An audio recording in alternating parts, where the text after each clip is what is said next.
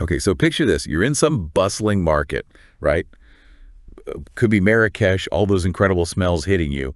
But then you get handed a menu, and it's in another language. Happens all the time. Right.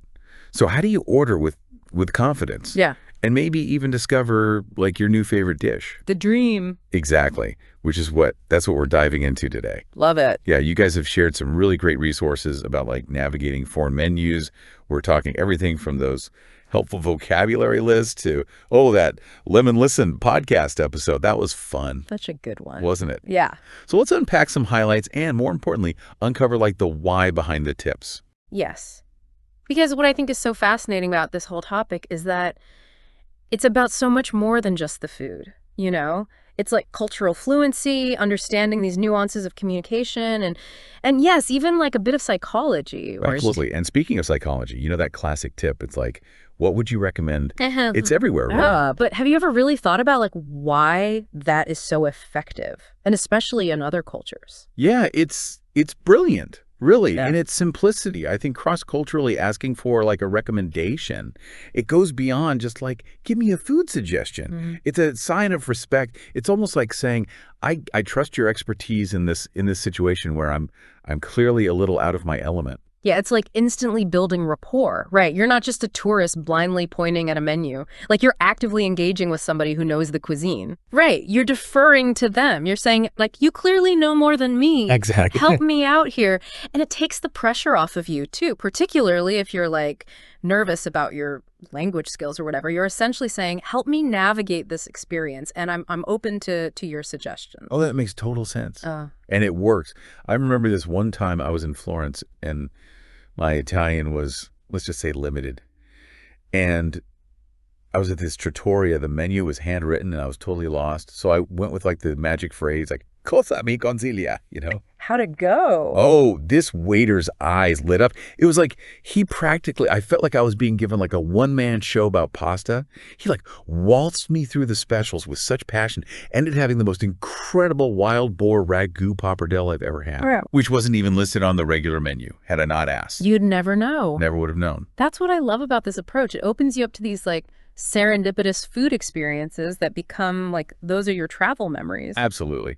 But, of course, there are those times when you do want something specific. Of course. Like you've got that patatas bravas craving. Oh, yeah. You just got to scratch that itch. So that's where knowing a few key phrases in the local language is so helpful.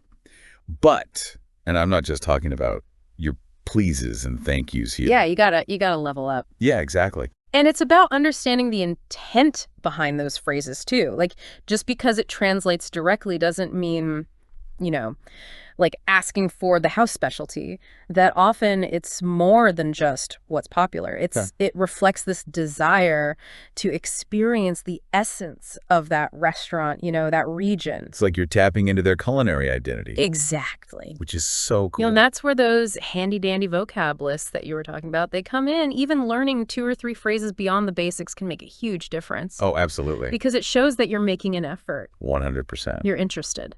And that goes a long way. Even if your pronunciation is a little rough. Oh, tell me about it. The effort, it speaks volumes.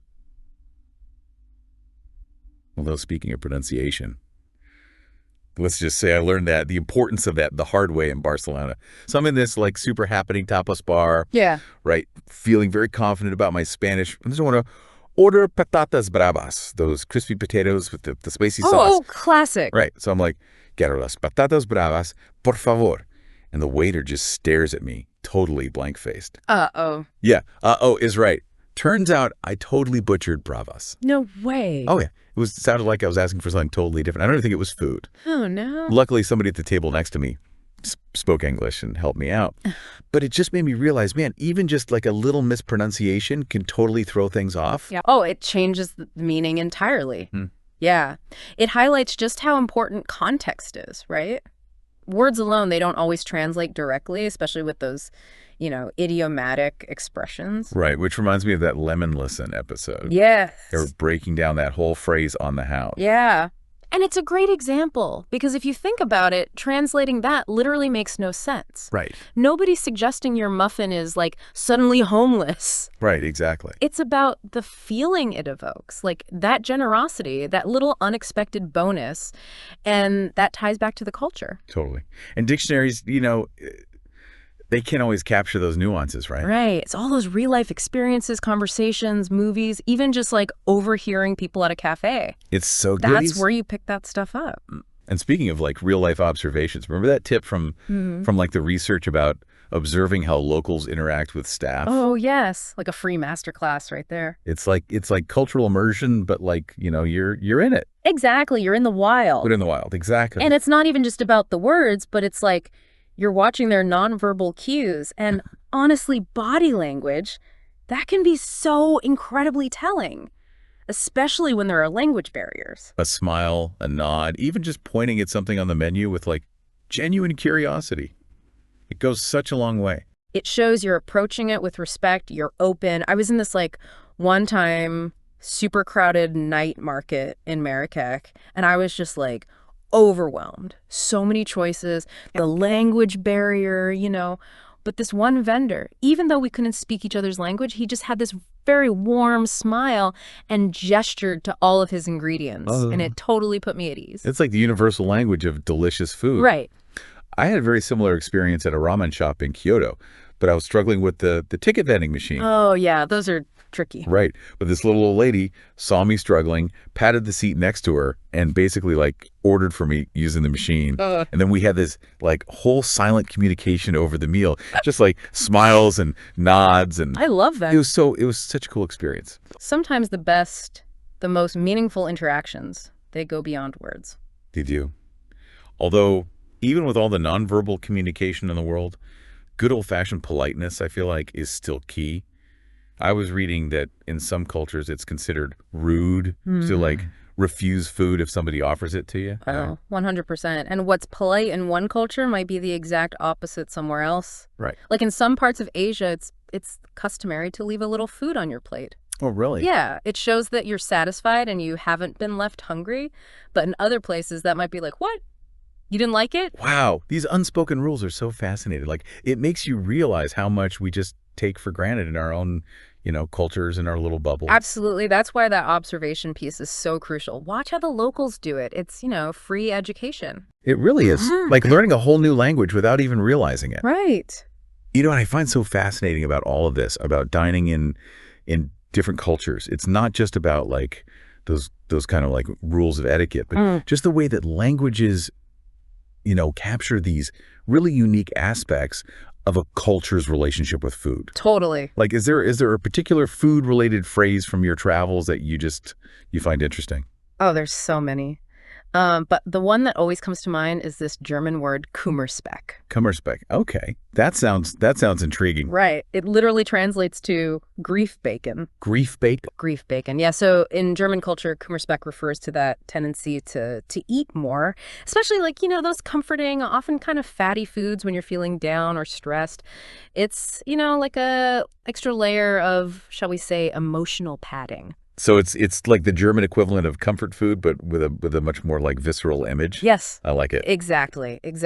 And I think what's so great about it is it's not just the literal act of eating. It's those emotional and cultural like meanings that are attached to it. What about you? Any phrases from your travels that kind of stand out? Oh, so many. But I'm particularly fond of this Japanese phrase, shokyoku no aki, which means autumn appetite. Ooh, I like that. Yeah. What's that all about? So it refers to that time of year, when the weather starts to cool down and you just crave these like heartier, more kind of comforting meals. Oh, that makes perfect sense. It's so true. Like it captures how our senses, our desires, even something as basic as appetite, like shifts with the seasons. Totally. Like it's not just about like, oh, I'm hungry. It's this deeper connection to like food and culture and the natural world. And it kind of makes me think about how all of these tips that we've been talking about, like asking for recommendations, observing locals, learning a few key phrases, they're about so much more than just like the mechanics of placing an order.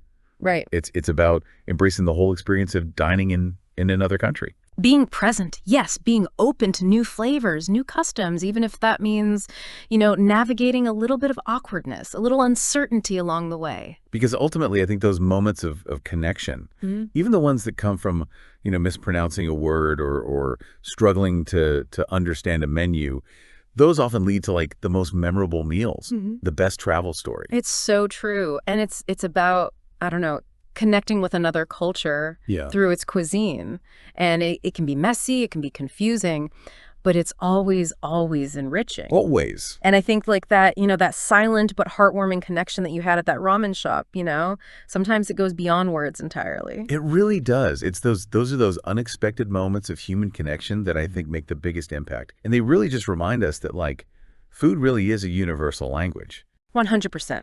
So the next time you're staring at a menu in a language you might not understand, just remember, embrace the adventure, be open, and don't be afraid to ask for a little help. Because who knows? You might just discover your new favorite dish and maybe even learn a thing or two about yourself along the way. There you go. Happy travels, everyone.